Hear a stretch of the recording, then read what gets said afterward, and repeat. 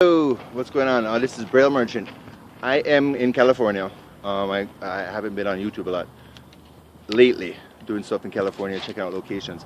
However, I'm Jamaican, and in California, I got a medical marijuana card for medical marijuana. Now I'm in Jamaica, where just now some laws have been changed for certain things.